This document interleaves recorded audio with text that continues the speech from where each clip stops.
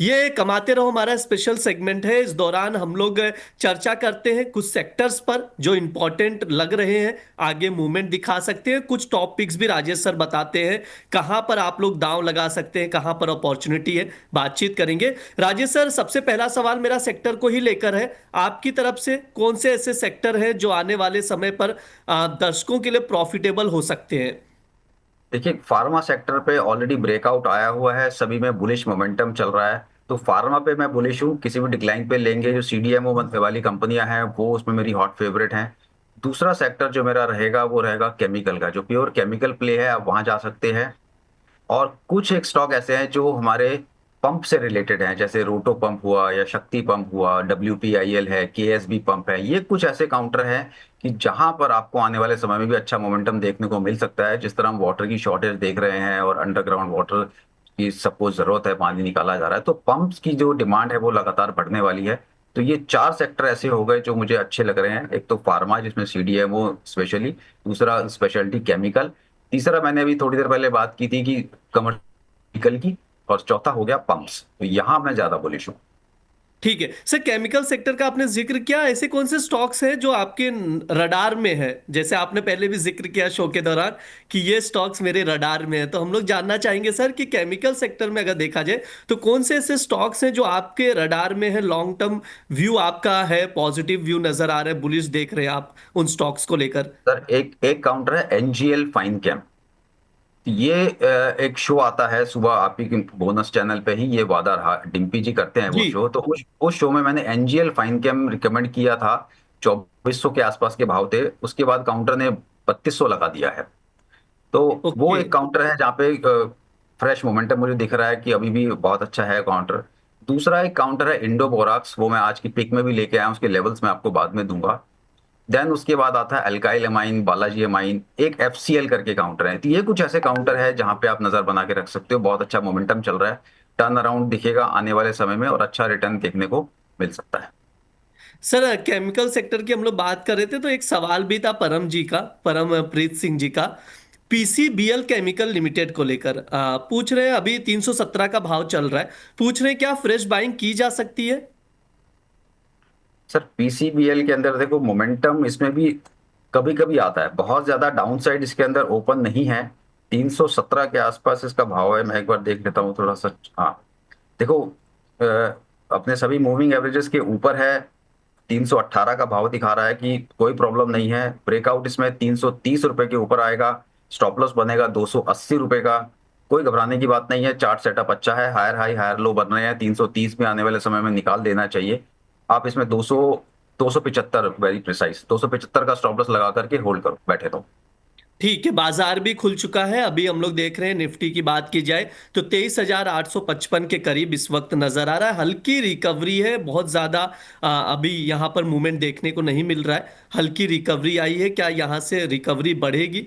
इस पर हम लोग देखेंगे। सर, आपसे एक व्यू ले लेता हूँ, क्या रिकवरी बढ़ती हुई दिखाई दे सकती है? क्या आज के सेशन में 24,000 के ऊपर देख पाएंगे बाजार को? देखो, 800 का ही सपोर्ट था, 800 के नीचे सस्टेन करेगा तो ही डाउन साइड मुझे 650 की दिख रही है। अगर 800 के ऊपर की क्लोजिंग आती है तो हो सकता है हम दोबारा एक बार 900 950 तक चले जाएं।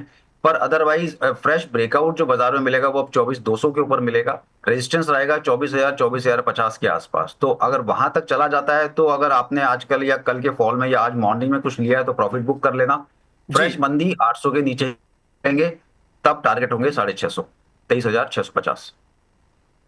ठीक है। सर, एक सवाल और ले लेते हैं। चाहत गुप्ता जी का IRFC को लेकर है, कह रहे हैं बाइंग प्राइस मेरा यहाँ पर 111 का है, होल्ड करें या क्या करें? राय जानना चाह रहे हैं।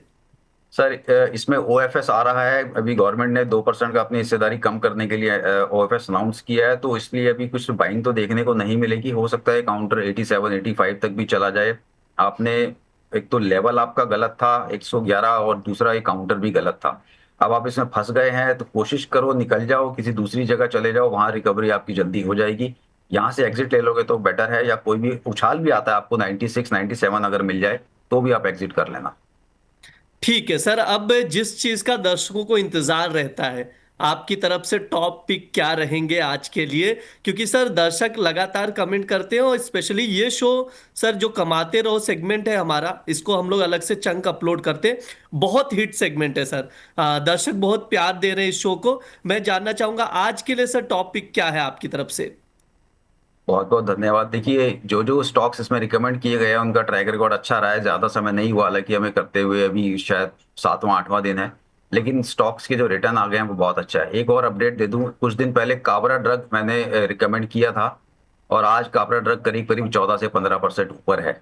तो आप उसको देख सकते हैं। लोअर लेवल सुझाए गए थे, अगर किसी ने लोअर लेवल पे लिया हो तो भी आराम से उसके 10-12% का रिटर्न तो पिछले 2-3 दिन में बन ही रहा होगा। तो जी सर। आज के लिए जो मैं काउंटर लेके आया हूँ, देखिए काउंटर थोड़े से पहले भी चले हुए हैं, आपको लोअर लेवल पर ही लेना है, लेवल का जरूर ध्यान रखेंगे। पहला काउंटर है इंडोबोराक्स। जैसे मैंने अभी कहा था कि केमिकल का एक स्टॉक है इंडोबोराक्स। ये आपको 360 और 320 इस रेंज में लेना है, उससे पहले नहीं लेना। अगर उससे पहले लेना चाहो तो सिर्फ 25% क्वांटिटी, जैसे कि मान लो थोड़ा सा आपको लेना है ट्रैक करने के लिए तो ले सकते हो। अदरवाइज बड़ी क्वांटिटी जो आपको लेनी चाहते हो वो आप लोअर लेवल पर ही लेंगे। स्टॉप लॉस लगाएंगे 260 रुपए का, और टारगेट रहेगा 450 का। और सर सेकंड कोई और भी है कि एक ही है आज के लिए। सेकंड है जीपीआईएल। जीपीआईएल काउंटर हम देख रहे हैं कि हायर लेवल से रिट्रेस हो गया है। अब मुझे लग रहा है कि ये सपोर्ट के आसपास आ रहा है। इसके लिए भी आप जो लेवल ध्यान में रखेंगे वो 260 से 240 उस रेंज में लेंगे तो आपका रिस्क रिवॉर्ड बेहतर होगा, और अपने अच्छे सपोर्ट पर भी आ जाएगा। वहां पे आपको थोड़ा सा रिस्क कम हो जाएगा। तो 260 से 240 की रेंज में लेंगे, 220 का स्टॉप लॉस लगाएंगे, और टारगेट रहेगा 300 रुपए का। ठीक है, ये दो टॉप पिक में सर की तरफ से रिकमेंड किया जा रहा है। मैं वापस से दोहरा दे रहा हूं, आप लोग नोट डाउन करके चल सकते हैं। गोदावरी पावर एंड इस्पात की बात की जाए तो यहां पर बाय करने की सलाह दी जा रही। 240 से 260 के जोन में आप खरीदारी करके चल सकते हैं 300 तक के टारगेट के लिए, और 220 का स्टॉप लॉस लगाना है। ध्यान रहे स्टॉप लॉस मस्ट है।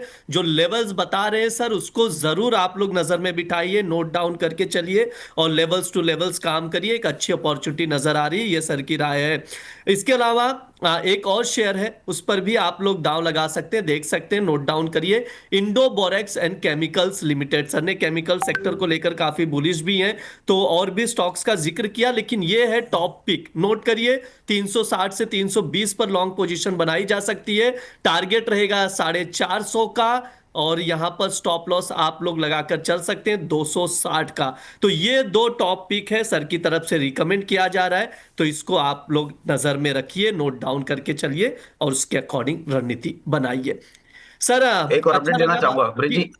एक जी। एक और अपडेट है, जेएसडब्ल्यू इंफ्रा 320 का पहला टारगेट था, वो आज हिट हो गया है। वाह ग्रेट। ये हुई बात, वही ऑलरेडी मैंने सर शो के स्टार्टिंग में ही, मतलब जब हमने स्टार्ट किया कमाते रहो शो, तो मैं ऑब्जर्व कर रहा हूँ इस शो को, काफी मतलब प्यार भी मिल रहा है दर्शकों का। ऑब्वियस सी बात है, आपकी जो रिकमेंडेशन है वो पॉजिटिव है, इसलिए दर्शक भी प्यार करते हैं काफी ज्यादा। तो अच्छा लग रहा है ये शो और भी आगे बढ़े। और सर एक बार डिस्क्लेमर दे दीजिए, समय हो चुका है, क्योंकि 9:30 को मंडी मास्टर होना है कमोडिटी का शो। Yes please. जिन भी स्टॉक्स की बात किया, रिकमेंड किया, उसमें मेरी पर्सनल होल्डिंग नहीं है। क्लाइंट की पोजीशन हो सकती है, क्योंकि एज ए रिसर्च कंपनी हम क्लाइंट्स को इसी लाइन पर राय देते रहते हैं।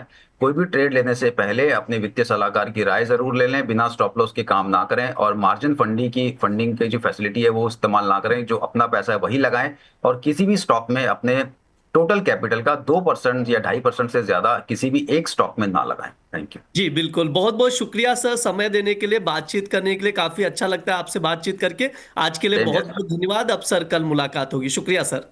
Thank you sir, thank you.